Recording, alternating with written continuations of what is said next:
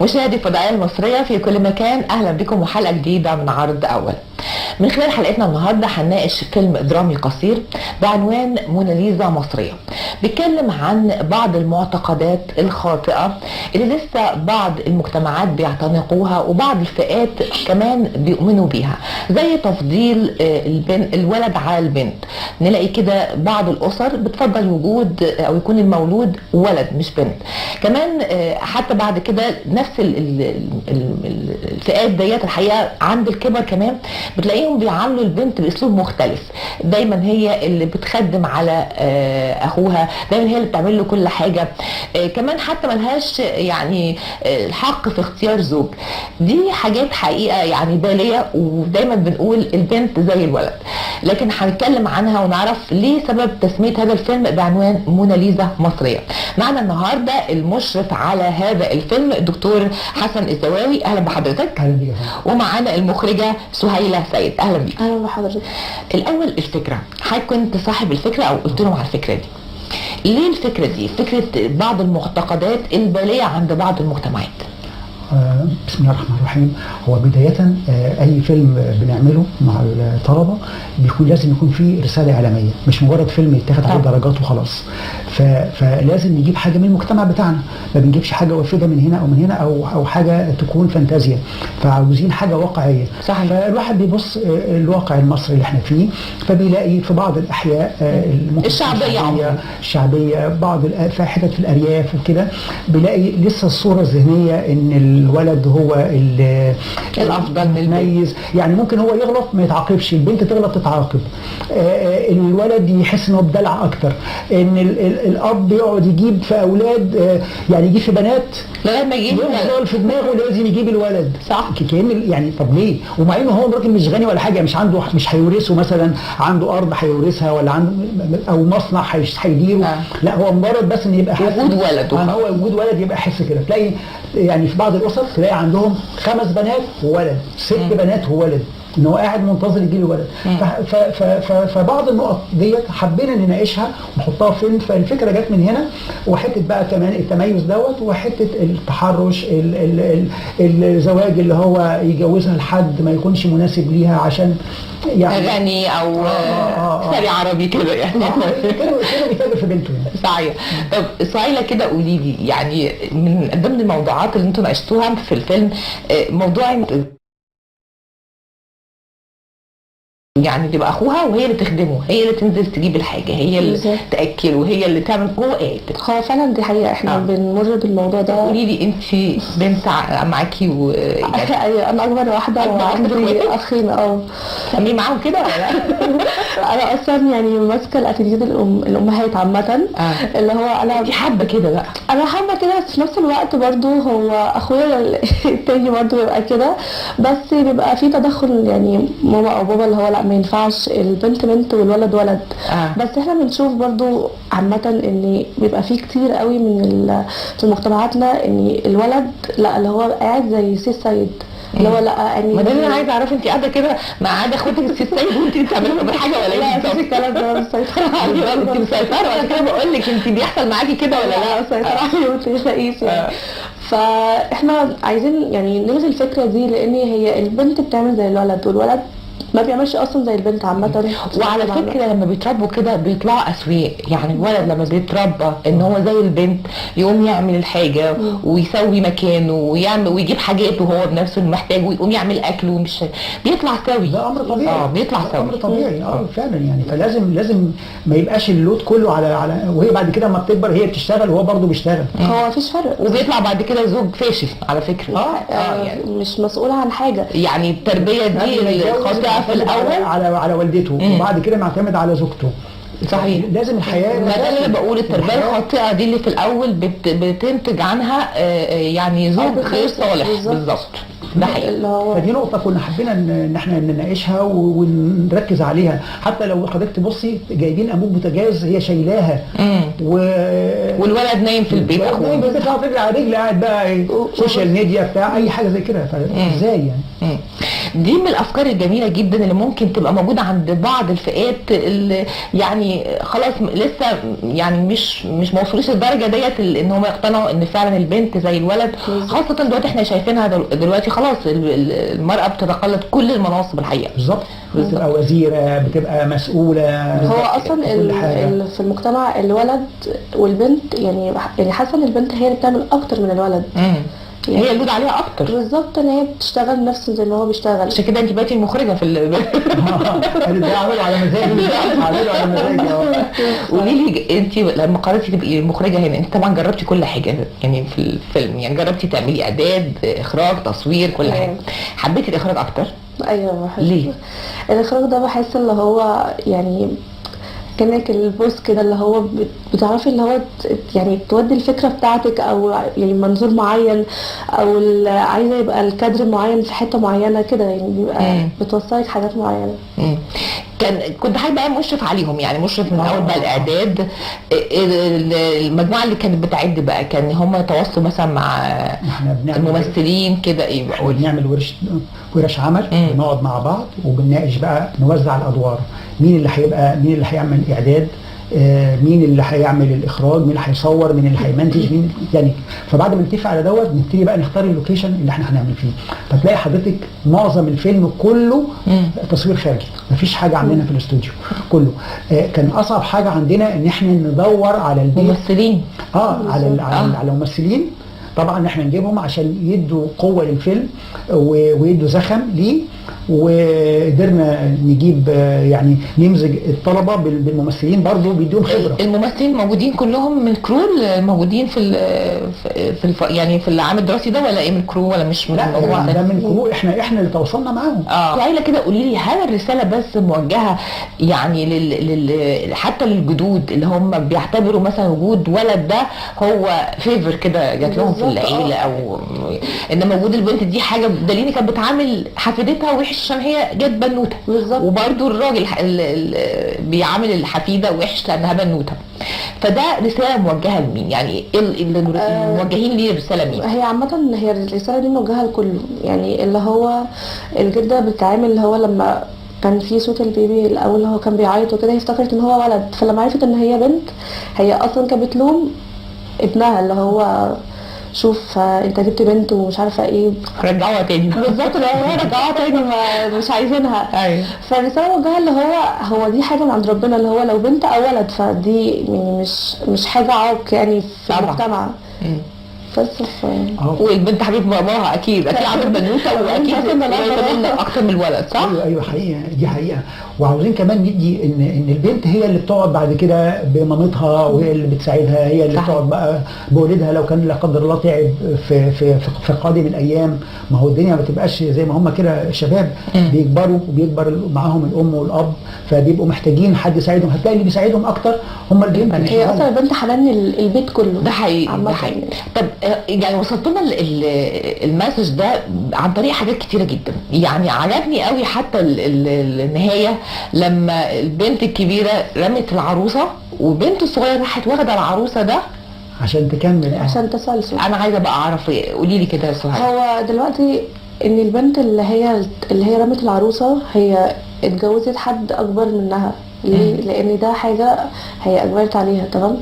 فهي البنت الصغيره لما مسكت العروسه فاللي هو ده تسلسل، اللي هو مفيش حد مسكها، اللي هو لا انا ده هكمل المسيره بتاعت دي.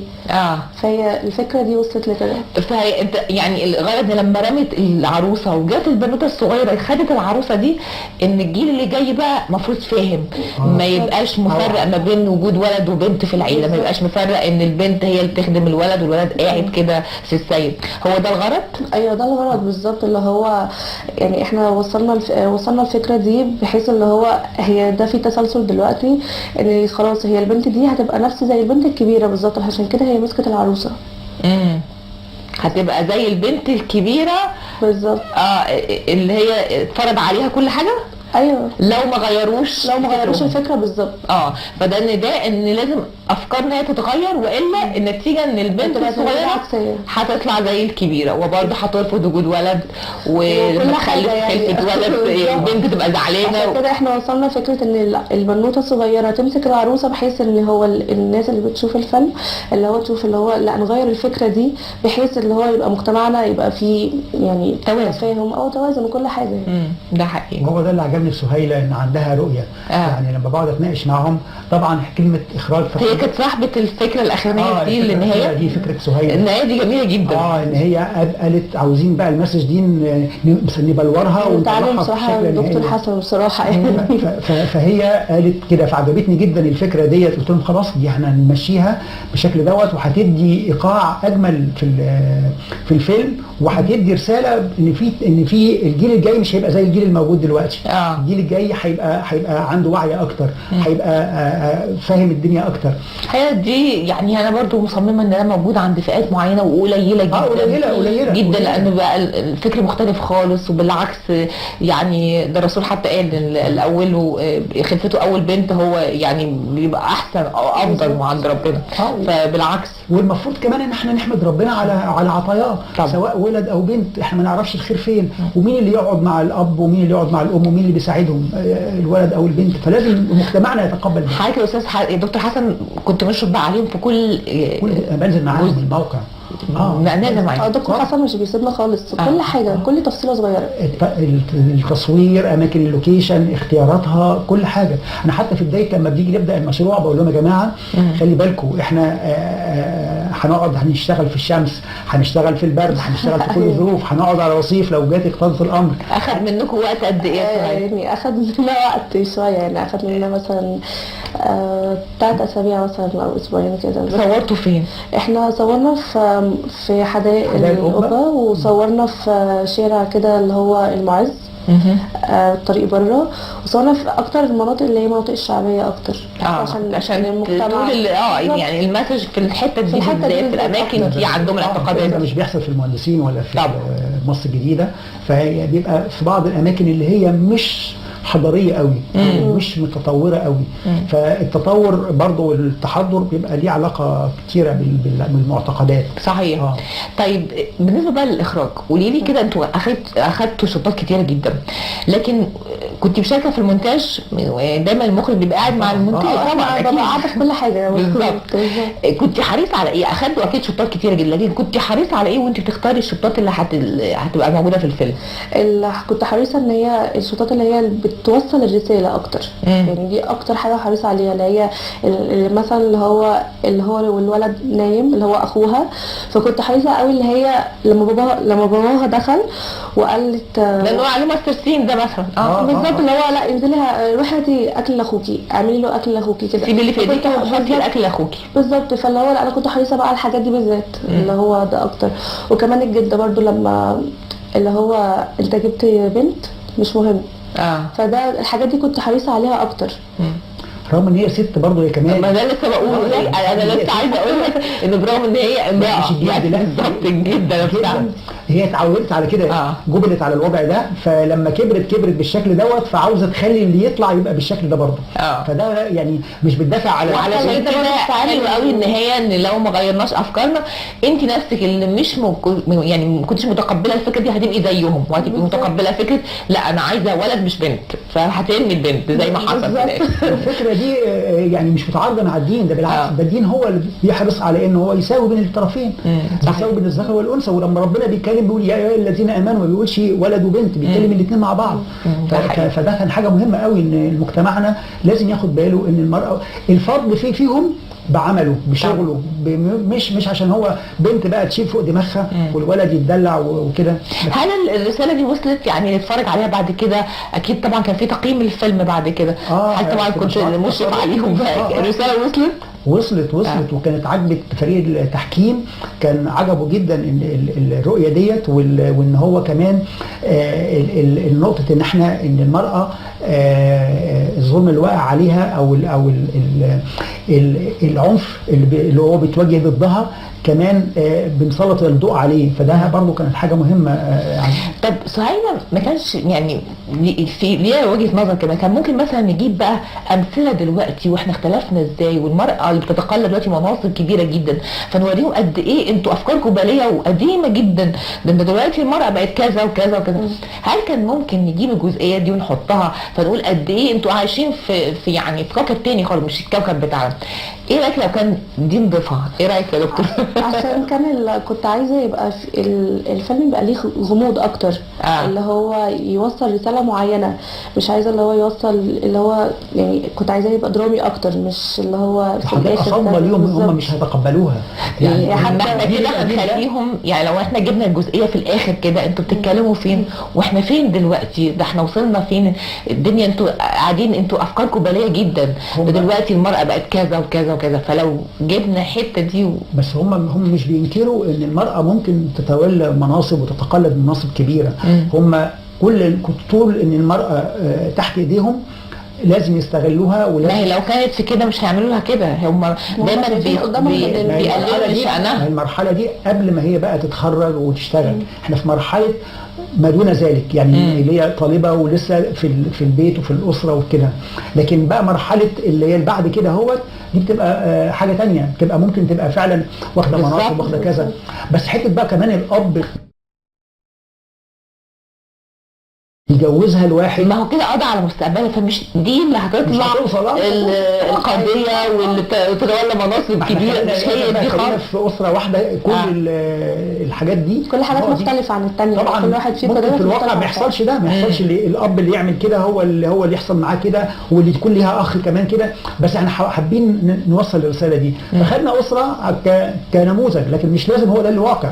الواقع ما يكونش كده، يكون الموضوع متفرق. يعني في مكان الاب بيفضل البنت، في مكان تاني الاب بيجوز بنته لواحد غني بالظبط، في مكان ثالث كذا. لكن احنا خدناها في اسره واحده. يمكن هي دي الخطا او مش يعني اسره فيها كل الكلام ده. طبعا ده مش بيحصل. طبعا ده مش بيحصل. بيفضلوا الولد، البنت هي اللي بتخدم الولاد الصغيرين، واللي بتنزل في الشارع وهي اللي بتنزل وتخدمها، ويتحرشوا بيها وهي نفسها اللي بيجوزها وبيتكسب من جوازها. طبعا احنا ماشيين مع واحده بس عملت فيها كل حاجه، لكن ده مش ده الطبيعي.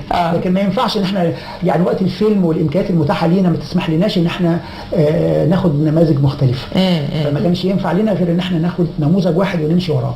لكن انا في كل حاجه انا فاهمه هي نموذج، بس انا كنت نفسي يعني ايه اوريهم قد ايه انتوا قدام قوي يعني. لما اجيب حاجه في الاخر حاجه كده نموذج مشرف كده، نماذج مشرفه، المراه اتولدت كذا وكذا ازاي، وفي الاخر ان هو اتجوزها لواحد راجل خلاص قضوا عليها خلاص بالظبط. فخلاص هي كده ماتت اصلا. اصعب مرحله في المراحل اللي مريتوا بيها يا دكتور كان ايه؟ اختيار الاماكن اللي احنا عشان نوصل للمكان اللي يبقى مقنع للناس وهي بتتفرج ان المكان ده مناسب للعمل اللي احنا بنقوله. كمان بيتصور في مناطق شعبيه، فاللي هو الناس اللي هو ومش اي حد بيوافق ان احنا نروح المكان ده وان احنا نروح نصور فيه، وفي ناس بتخاف مننا ما تعرفش احنا قصدنا ايه. والتصاريح كمان مهم قوي. التصاريح كنتوا بتوفروا لهم التصاريح؟ بنوفر تصاريح، وتصاريح كمان امنيه مش بس من الكليه. لازم كمان نروح للجهات الامنيه ناخد منهم التصاريح. فدي كانت اصعب حاجه بالنسبه لنا ان احنا نوصل لها. بعد كده بقى المونتاج والترتيب. هم اللي بيعملوا المونتاج ولا بتعملوا مونتاج بره؟ لا احنا بنعمل المونتاج وكل حاجه كلنا مع بعض، كل حاجه احنا بنعملها بصراحه مع بعض. شايفه العمل الجماعي ده ايه يعني؟ اختلف معاكي ايه عن لو كنت عملتي الفيلم ده لوحدك؟ هو لو اتعمل لوحده مش هيبقى حلو خالص زي ما اتعمل يعني كلنا مع بعض، بيبقى احلى. كل حاجه بيبقى فيها مشاركه بتبقى احلى، وكل واحد بيقول رايه وبيدي فكرته بيدي كل حاجه، فاحنا بنجمع فكره كويسه ويعني نطلع حاجه كويسه. مش انا لوحدي بس اللي عملت كل حاجه. لا طبعا دكتور حسن اول واحد بصراحه، وفريق العمل كله. فعشان كده قدمنا حاجه. خدتوا ايه بقى؟ ادالكوا ايه بعد ده كله يعني؟ ادالكوا ايه بعد ده كله؟ تليفون ماركي يعني خلاص خدتوا تمام. يعني شكرا اللي هو بجد بيساعدنا في كل حاجه يعني. وفاخدتوا اخدته ده. وممكن على فكره ده يعني يشارك في مهرجانات، يعني لو فكرتوا تعرضوه في مهرجانات عن افكار باليه لسه موجوده موجهه لاماكن معينه، فده يبقى مهم يعني. وبالذات بتتكلم على الاماكن الغير حضاريه شويه او كده هو، بنحاول دلوقتي نشوف لهم يعني مهرجان يتعرض فيه الفيلم ويبين كمان جهدهم. انا يهمني كمان ان الطالب يحس ان جهده ده ليه قيمه. صحيح. ان هو بيطلع مش بس بياخد فكره قويه استعانت بيها جهه مهمه بتستعين بالفكره دي انها كانت فعاله، فده بيبقى بدايه كمان حياه، ان هم كده ده مشروع تخرج يعني. هم بعد كده بيتخرجوا وبيواجهوا الحياه، فيبقى يديهم طاقه ان هم ممكن شغلهم افكار برضه صحيح كتير قوي، بنتعلم حاجات كتير يعني. ده صحيح. بالتوفيق دايما كده، وبشكر حضرتك يا دكتور حسن وسهيله. طبعا بشكر طبعا الدكتور حسن الزواوي المشرف على فيلم موناليزا مصريه. شكرا لحضرتك. وسهيله سيد المخرجه، شكرا لكم. بالتوفيق دايما. خلصت حلقتنا معاكم النهارده، يا رب تكونوا استمتعتوا. على وعد باللقاء بكم ان شاء الله الاسبوع الجاي وبرنامجكم عرض اول.